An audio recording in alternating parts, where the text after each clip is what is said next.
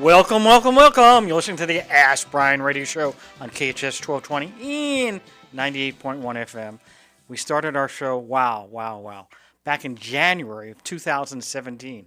I mean, that's so old, you probably don't even have a car that old. But we've been doing the show every single week, and what we try to do is either A, bring on somebody that has had a business where they've scaled it from A to Z. They started out on the kitchen counter, and now they're like, $900 million business. That was Oatly Milk. We've also had people that are experts in certain areas, like we've had experts in inventory control, accounting, law, SEO, you name it, we've had it. We try to teach business owners something about business. But the Ask Brien show is spelled ASKBRIEN.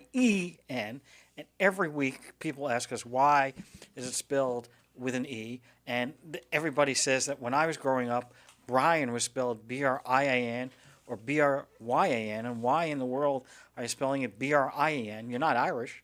My name is not O'Brien. I'm not down at the pub for the O'Brien pub. Are you going down to the pub, Andrew? Yes, right after the show. I'm surprised you're not doing it during the show. I would. All right, and we have our co-host, Alex Grossman, who was the second guest on the show. He liked it so much, he said, Pete, can I be the co-host? And I said, all right, yeah, why not? Alex, you there? Yeah. Yeah, you made me pay you to do it, but yeah, that's fine. I get it. And by the way, I'm sending over the Goon Squad tomorrow because I didn't get paid my $1 yet. So, anyway...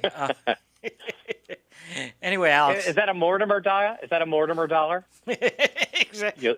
No, it's Bitcoin. Times have changed. I'll take that. Exactly. $1 might go up more in Bitcoin. Anyway, Alex, try to explain to people why Brien is spelled with an E and what do the E stand for in Brien? Well, that's a really good question because the E has many different eatings or meetings, as we like to say, meetings in those. And I think one of them that's really important, even with Andrew there, is that we have a great engineer. That's really the first reason. Would you agree to that?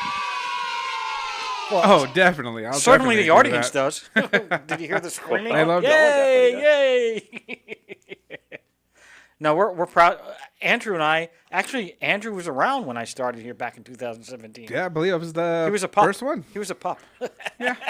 He was a toddler then? Was that what it was? He was a toddler? Just So long we've been doing the show. Yeah, and now he's applying for Social Security, so what the hell? There we go. Of course, he's going to get 2 cents back because that's about what the government has left. But anyway, different time period. We'll talk about that. Totally different topic. That's me, ADD. Sometimes we'll cover that. Yeah. Well, that's true. I mean, ADD is not an E, but I would say that your level of empathy is definitely big today. Never heard of that. That's one of the things that Ask Brien's well for.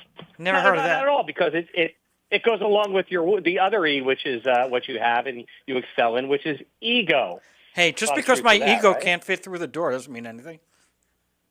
Hey, turn sideways, it'll probably go through. But that just goes to show how much excitement this show brings. And right? This show does bring excitement. Enthusiasm!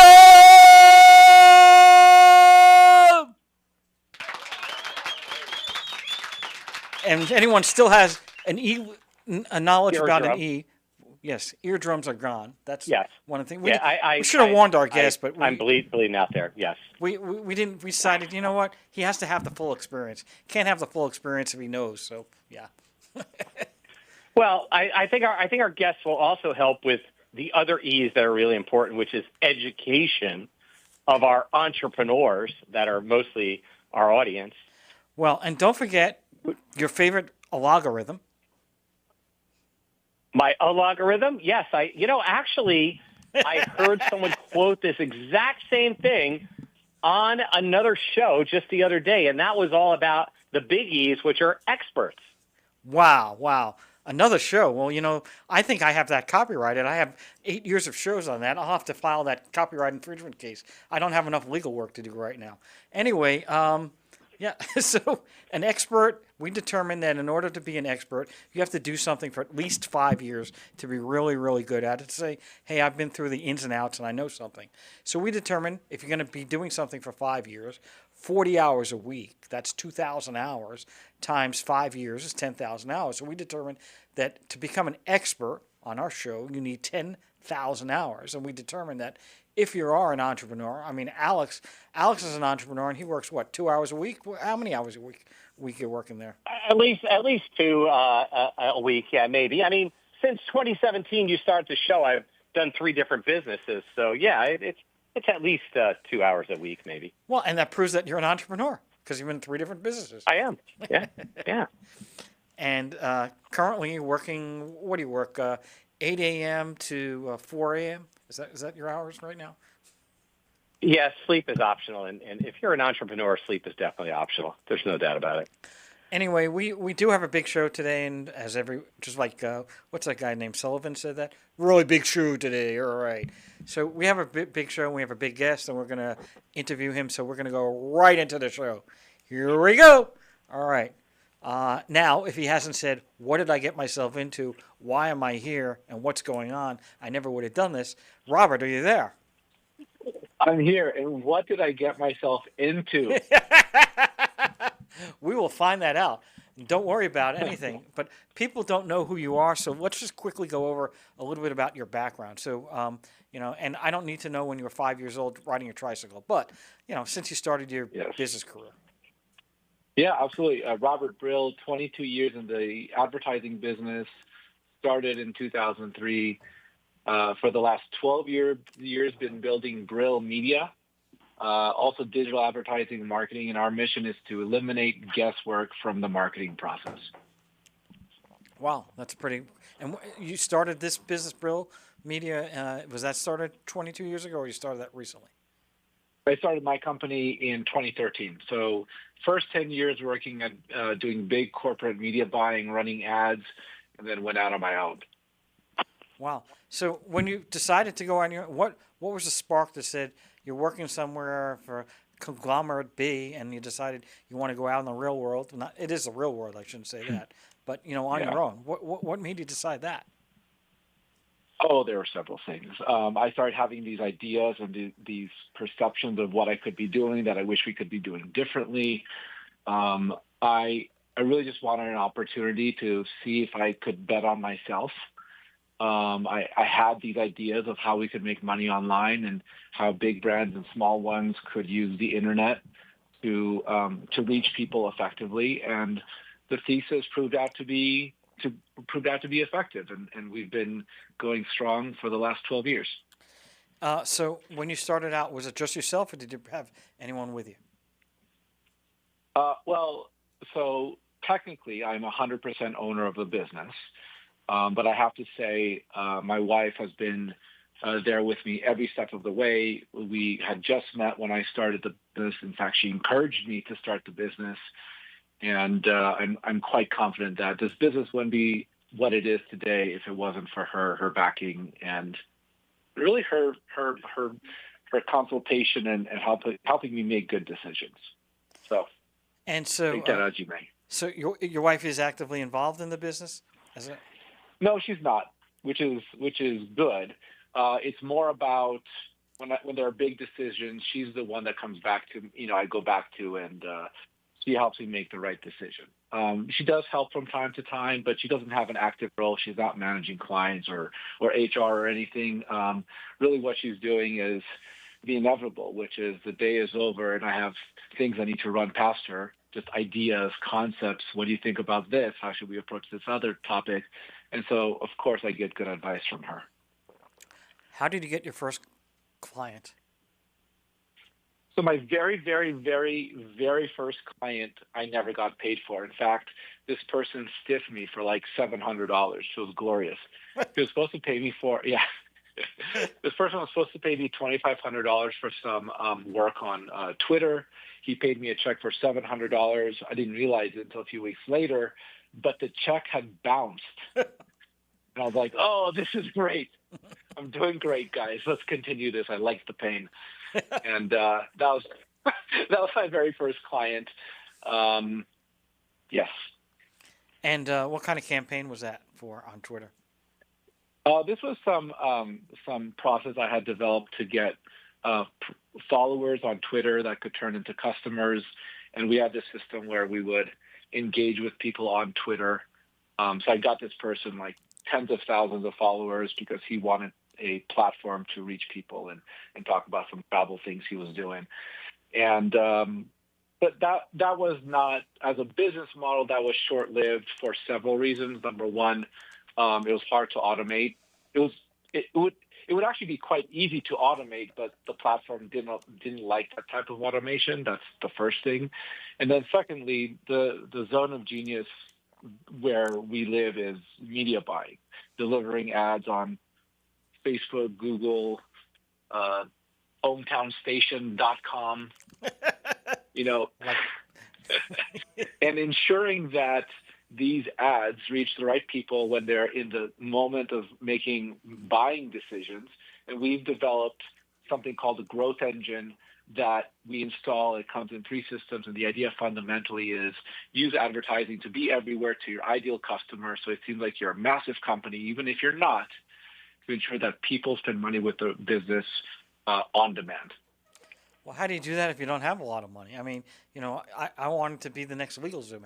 How can you do that if you don't have $100 million to advertise? You're never going to be that big. Yeah, absolutely. Absolutely. So there are several systems that are necessary to ensure success, and I'll take you through it. The first step is message validation, understand what to say and how to say it in a way that's effective. Customers want to hear a solution to their problems. They want transformation, how to achieve a benefit without a pain in a period of time. And to understand transformation, it's incumbent upon the business to understand the problem that agitates the customer and the solution that soothes. So when that's done, one of the big mistakes a lot of companies make is that they create offers that people don't want. A lot of B2B organizations will create a guide, a free PDF, a report, but that report is not interesting to the marketplace. So we reverse that process. We say, let's first validate and understand exactly what the marketplace wants from us, what type of transformation is really resonant with them, and then let's create the lead magnet, the free download, the research paper, and that's how we can guarantee that landing pages that we develop will deliver at least 15% conversion rate. So on average, people will get 2 to 5 will download information from a page at 2 to 5% conversion rate. So we guarantee at least 3 to 7 times higher than the average for internet advertising. So that's number one, develop your marketing messages that are resonant. Number two, generate demand with search engine optimization with ads. And then number three, especially for B2B and also for B2C, is there's like a 3-step warm-up phase. And the 3-step warm-up phase comes down to social engagement, ensuring that your prospective customers are seeing you on social media by engaging with them, liking, commenting, and sharing. That's number one. Number two is strategic retargeting, so that your ads show up everywhere. And I'm not talking about millions of dollars of ads. I'm talking about $1,000 worth of ads or $2,000 worth of ads. But they see your case studies, your testimonials, your credibility markers. They get to know more about who you are. And then finally, email marketing. The combination of those last 3 elements, email marketing, social engagement, and credibility ads, really makes it a lot easier for people to say yes to you because they get to know who you are. So what was the biggest challenge in starting this business? The biggest challenge, I didn't know how to sell. It's literally like I just knew how to do the thing. I knew how to do ad buying, but I didn't know how to have conversations with people in ways that were compelling and persuasive. And a lot of that came down to not understanding that people want outcomes-based conversations. They want to know, what can I do for you tomorrow? Like restaurants want to know how to get butts in seats from 2 to 5 p.m. during their slow period, right? Web commerce or e-commerce people want to know how do they get site traffic and add to carts and purchases. Anything that I had to say that wasn't related directly to those things, it went over people's head, especially using jargon. So that was the biggest aha moment for me, that I needed to learn how to sell. And then the second big aha moment for me, after we had scaled a little bit, there was one summer when we scaled we tripled our staff, and I realized that we needed standard operating procedures. And someone, a close friend who ended up helping me and became our chief operating officer, alerted me to the fact that standard operating procedures are incredibly important to the process.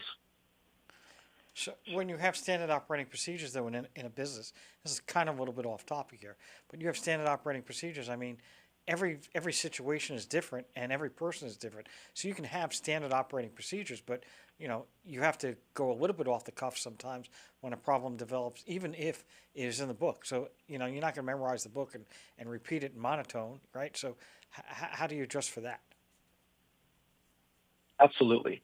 I think when that's the only issue, you're in a great place, right? The standard operating procedure really has to solve the basic components of what are the guardrails. When does your job start and when does your job end? Like, what responsibilities need to happen so that you can go to sleep at night knowing you did your job effectively? That's what the SOP does. So there are going to be edge cases where there's nothing written down for how you do that. And then it's a matter of, do you have the right staff? Are they properly, and I say this positively, indoctrinated into the culture and systems of the business? Right? Do they understand do we have a common goal that we're all trying to achieve? Right? So part of standard operating procedure is also helping the constituents within the company really understand what we're striving for, who our clients are, the value that we provide. Like, a lot of people make a mistake about when they're in business. They think they're trying to solve really tactical problems, but in practice, they're really trying to solve two problems: make more time or make more money. And it's really about just indoctrinating the team to understand that what you think you're doing is probably not what you're doing. What you're actually trying to do is help people make their lives easier in any way possible. Well, Alex, you got a question? Yeah, well, it's great, Robert. Love hearing that. It's great to hear, your leadership and how it's driven your company forward. But let's take it a little to the side and talk a little bit about your services and how the market has changed, over the last few years from an advertising standpoint. I want to just point out a couple things that, people, a lot of our listeners are entrepreneurs, small businesses, medium-sized businesses, and, they've had challenges and getting, everybody has a pitch of how they're going to make the more money and how they're going to get more views and do all that. And it sounds like you've got a plan in place.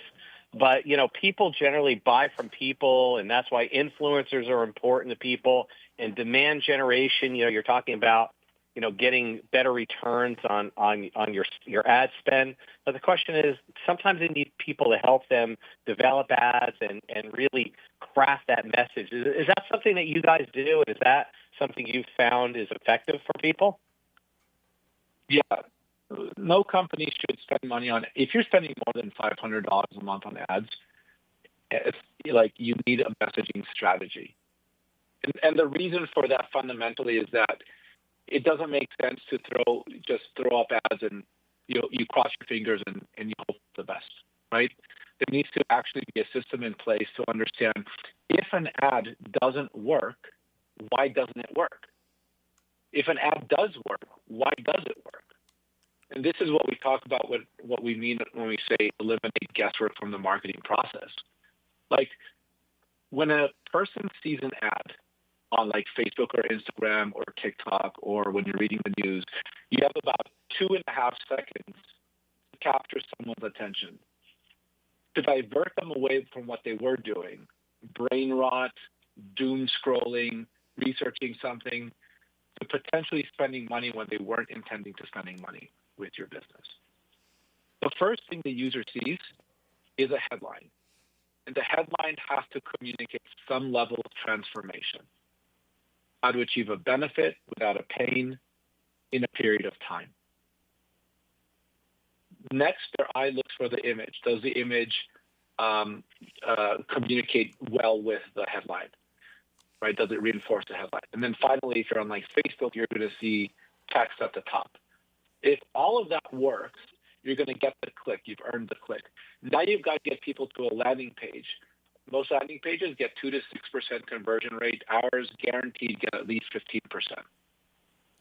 Because we've crafted an offer that resonates.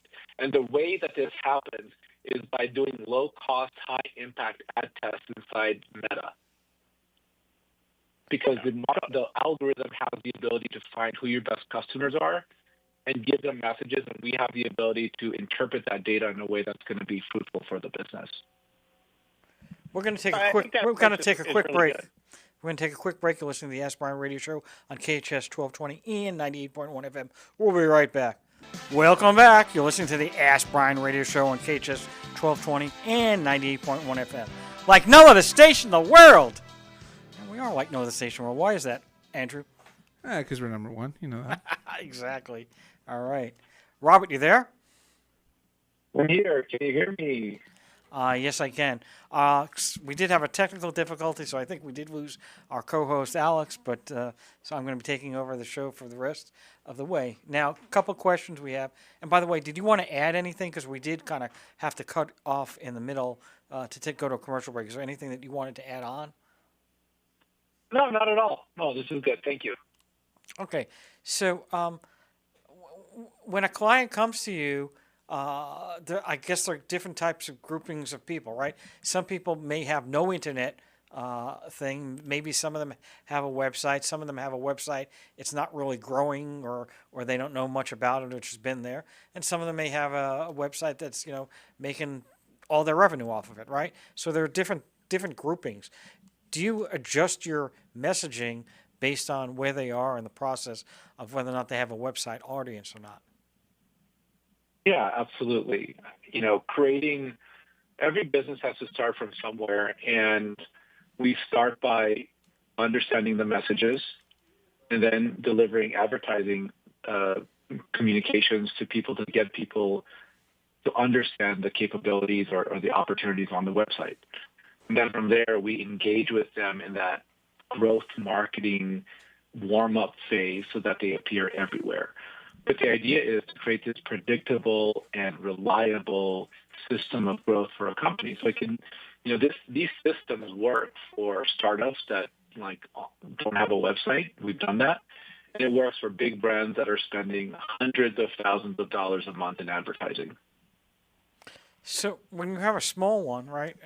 Nobody knows who Wiggle is, right? Wiggle.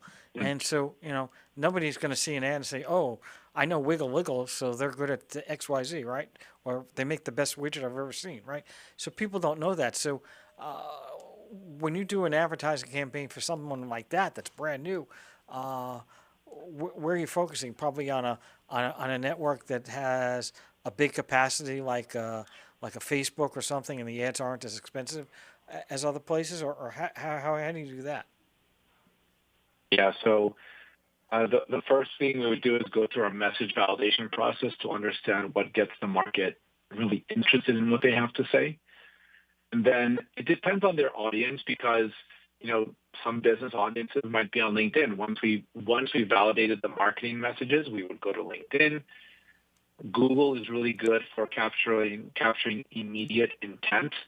When people say that they, it's like, for example, flower shops. What's the biggest indicator that I need flowers? I go to Google and I Google flower shops near me, right?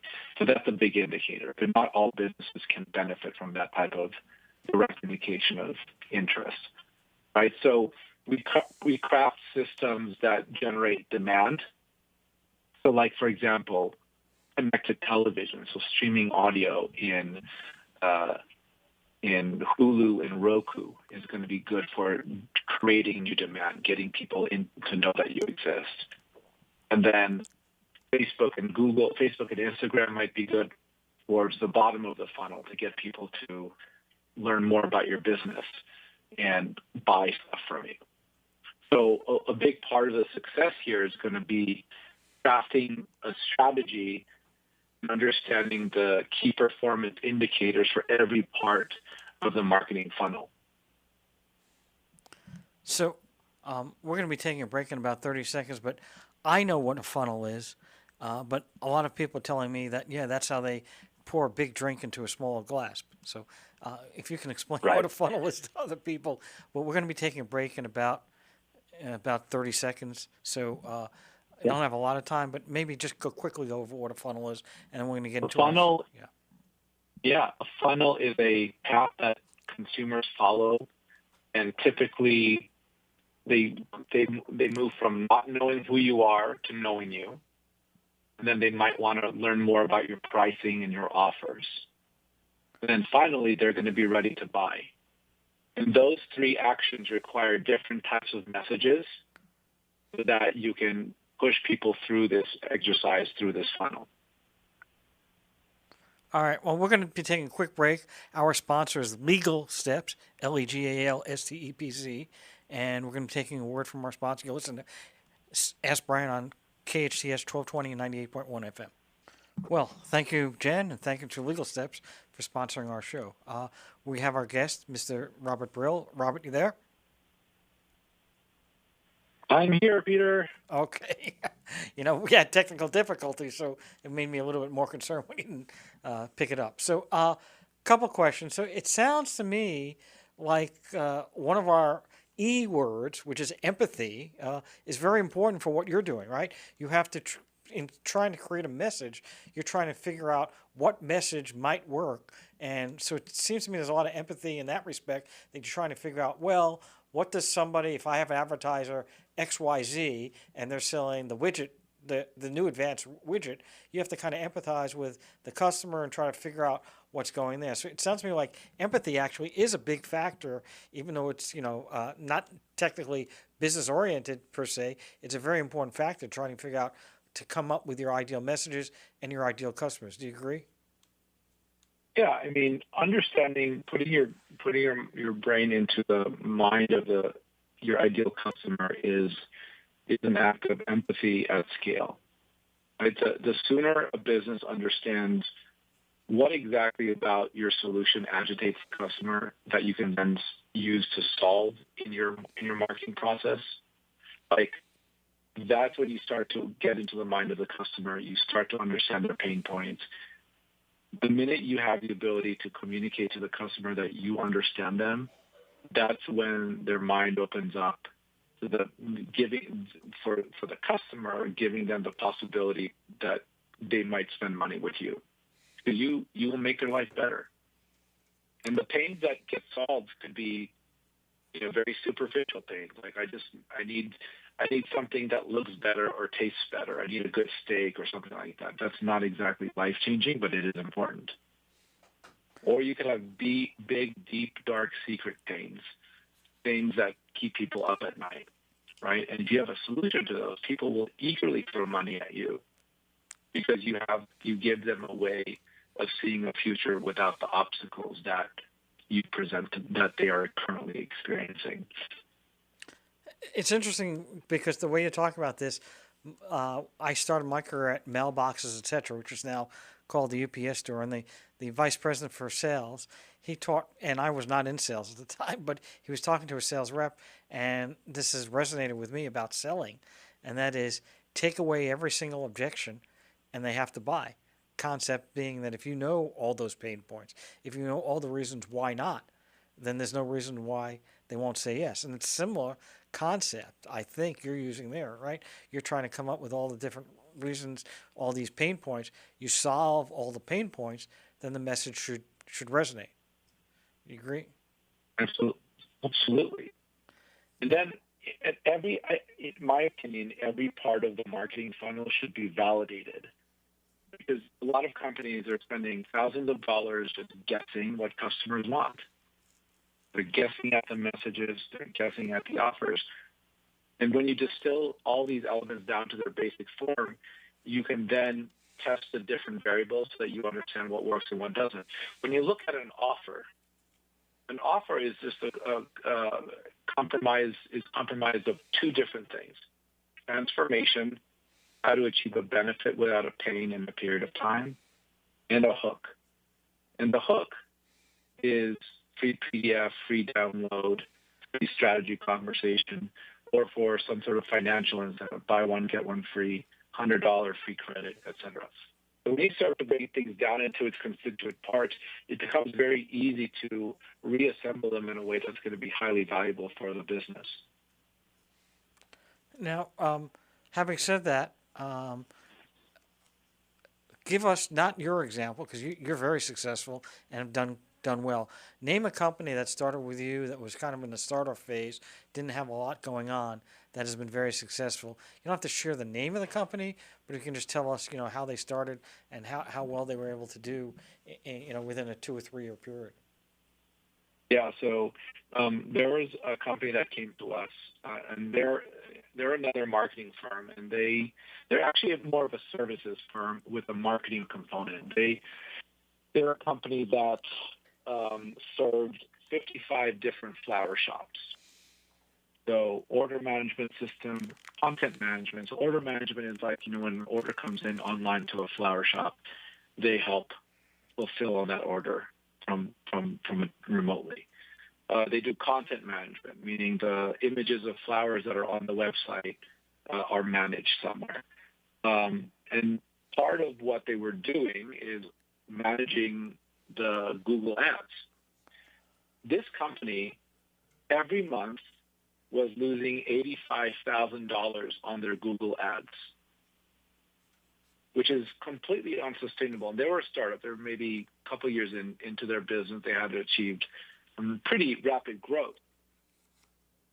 But the growth came with losing money every month.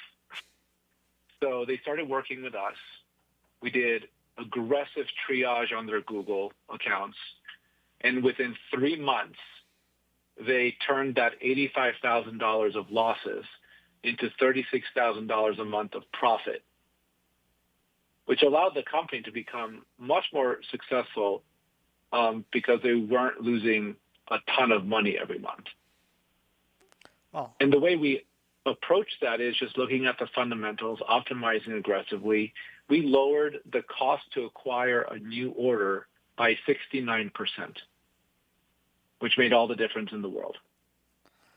Well, that is a great accomplishment to go 69%.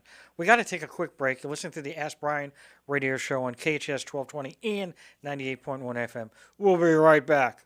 Welcome back. You're listening to the Ask Brien radio show on KHS 1220 and 98.1 FM with our guest, Mr. Robert Brill. Robert, people have been calling and asking how they can reach you or your company because they want to have some additional work maybe done with you. How can people connect? Yeah, email is robert@brillmedia.co. Website is brillmedia.co. Be happy to have a conversation with you. Appreciate it. Okay. In one of our prior conversations, you had mentioned the word sprint test. And I know what sprint means because I used to play track, but I don't know what a sprint test is. And I know you'd mentioned that at one time. What exactly is a sprint test and why would somebody do that? Yeah, you want to do that when you want to validate the marketing messages that resonate for your customers. A sprint test, which we're now calling it a marketing validation process, really has the ability to spend, it's a low-cost, high-impact ad test that you run on Meta so that you can understand exactly what resonates in the marketplace so you never have to guess about the problems, solutions, and transformation that your customers are looking for. And this validation process, again, I'm a little confused how somebody can go through that. I mean, if they're just starting a brand new product or they're starting something new, nobody knows about them. So how do you even determine who the ideal customer is to advertise to? If it's people 25 to 45 who are buying the product or 55 to 65. What I can tell you is that ultimately, this message validation process might be able to help narrow that down a little bit. But the testing inside Meta is quite straightforward. You set up ads targeted to the objective of traffic. You run about 400 ad impressions per different variable, so like individual problem statements. And you pick an audience that's got between 2.5 and 5 million users in the audience. And the idea would be these are business people or marketing people or people who buy certain products or interested in certain services or have experienced certain life events, like maybe they got married recently. So you can go into Meta break out who your target audience is. And during the testing, Meta will tell you which of these messages are most resonant through the process. If the listeners email me, we can have that conversation, and I can actually do an audit and help you get that process set up. Wow, that'd be great to the users. I'm sure they would like to know that as well. So we don't have too much time left. We have about another 2 minutes left. People are asking us. So, what do you think about AI and its effect on marketing? AI is revolutionizing the way marketing happens, and it's very similar to the way word processors and computers revolutionize how we communicate, and it's how the internet revolutionized how we communicate and do commerce. Anything that is complex and requires a lot of research and understanding, a lot of that can be shortcut through AI, through ChatGPT. So our use case internally is when we have to do something that requires research or requires some thought starters, we might run it through ChatGPT first, so that we could then understand get us up to the base point, so that we have the baseline knowledge, and then we can use our expertise with that baseline knowledge in-house. Well, that sounds amazing. You're listening to the Ask Brien radio show on KHS 1220 and 98.1 FM. Robert, thank you very much for your time. A couple of technical difficulties, but we survived. Appreciate your time. And that's it for us. Ask Brien radio show, KHS 1220, 98.1 FM. Over and out.